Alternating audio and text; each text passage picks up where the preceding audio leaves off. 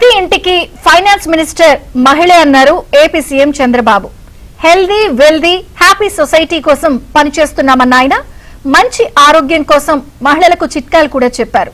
ప్రధాని మోదీ నేతృత్వంలో 2047 నాటికి ఇండియా నంబర్ 1 గా తయారవుతుందని ఆకాంక్షించిన చంద్రబాబు సాధ్యమైనంత త్వరగా విశాఖకు గూగుల్ క్యాంపస్ వస్తుందన్నారు.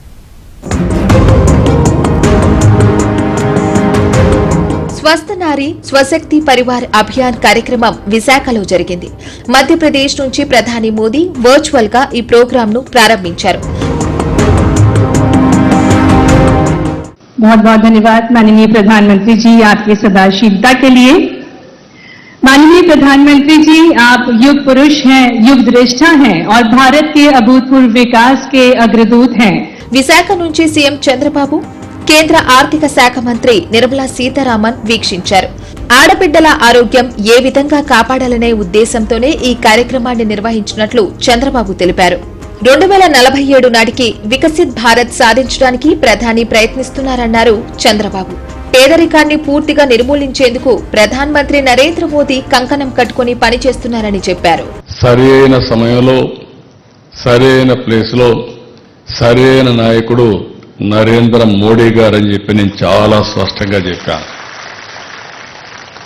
ఈరోజు మనం అందరం చూస్తున్నాం 11 సంవత్సరాలు.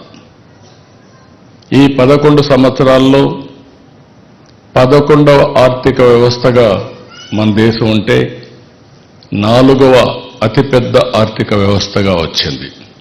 ఇంకొక సంవత్సరానికి మనం 3వ ఆర్థిక పెద్ద వ్యవస్థగా తయారవుతాం. 2038కి 2వ ఆర్థిక పెద్ద వ్యవస్థగా తయారవుతాం. 2047కి నెంబర్ 1గా భారతదేశం తయారవుతుంది. ఈ నమ్మకాన్ని కలిగించారంటే, ఒక విశ్వాసాన్ని కలిగించారంటే అది ఒకే ఒక వ్యక్తికి సాధ్యమైంది. అదే నరేంద్ర మోడీ గారిని మరొక్కసారి మీ అందరికీ విజ్ఞప్తి చేస్తున్నాను. దేశం అభివృద్ధి చెందాలంటే స్వదేశీ ఉత్పత్తులను ప్రోత్సహించాలని చంద్రబాబు పిలుపునిచ్చారు. ఆరోగ్యం విషయంలో చిన్న చిన్న చిట్కాలు పాటించాలని, మహిళల ఆరోగ్యానికి ప్రభుత్వం ప్రాధాన్యత ఇస్తుందన్నారు.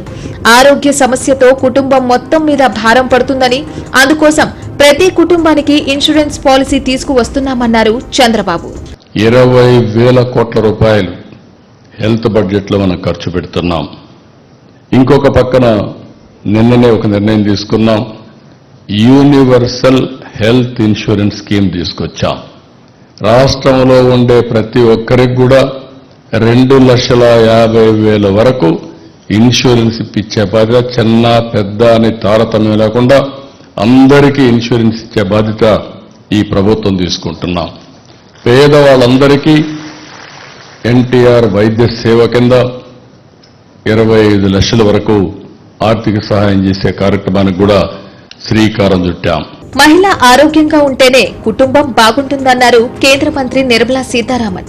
మహిళల సంక్షేమానికి ప్రధాని మోదీ ప్రాధాన్యం ఇస్తున్నారన్నారు. ఆన్ దిస్ డే ప్రధానమంత్రి గారు ఫుల్లీ ఏక్ విమెన్ సెంటర్డ్ ప్రోగ్రామ్ ఒకటి లాంచ్ చేశారు. మన అందరికీ తెలుసు. మాన్య ఆనరబుల్ చీఫ్ మినిస్టర్ దాని గురించి మంచిగా ఎక్స్ప్లెయిన్ చేశారు. నాకు ప్రధానమంత్రి గారు ఇవాళ మహిళల గురించి ఒక ప్రోగ్రాం చేశారంటే ఆశ్చర్యంగానే లేదు. ఎందుకంటే వారు సీఎంగా ఉన్నప్పటి నుంచి మహిళలు సెంటర్డ్ పాలసీ, తను ఏం చేసినా, ఏ పాలసీ చేసినా కూడా మహిళల్ని కేంద్రంగా పెట్టి దాని చుట్టే పాలసీ చేసేవారు అనేది నాకు ఒక పార్టీ వర్కర్గా ఆ రోజుల్లో గుజరాత్ పార్టీ విషయంలో వెళ్లి పాల్గొన్నప్పుడు తెలియవచ్చింది. మరోవైపు విశాఖలో నిర్వహించిన global capability centre business summit లో కూడా చంద్రబాబు, నిర్మలా సీతారామన్ పాల్గొన్నారు. కేంద్ర ఆర్థిక మంత్రి నిర్మలా సీతారామన్ దేశ పురోగతిలో తన వంతు పాత్ర పోషిస్తున్నారని చంద్రబాబు ప్రశంసించారు. 1991లో పివి నరసింహారావు ఆర్థిక సంస్కరణలు తీసుకువస్తే 2వ తరం సంస్కరణలు తాను తీసుకువచ్చా అన్నారు. మహిళల భద్రత విషయంలో విశాఖ అగ్రస్థానంలో ఉన్నట్టు ఇటీవల సర్వేలో తేలిందన్నారు. Women safety Visakhapatnam is number 1 in the recent survey. That is the safest place I can say here. And also people are also very good. and also you are seeing nowhere you will find this type of place. One is sea, opposite to that beautiful hills. And also apart from all these things, people are very good. Hospitality is extraordinary. Even don't go without taking Araku coffee, organic coffee to stimulate your brains. That is another area now. సంపద సృష్టి కోసం మంచి ప్రభుత్వ విధానాలు ఉండాలని అభిప్రాయపడ్డారు CM Chandrababu.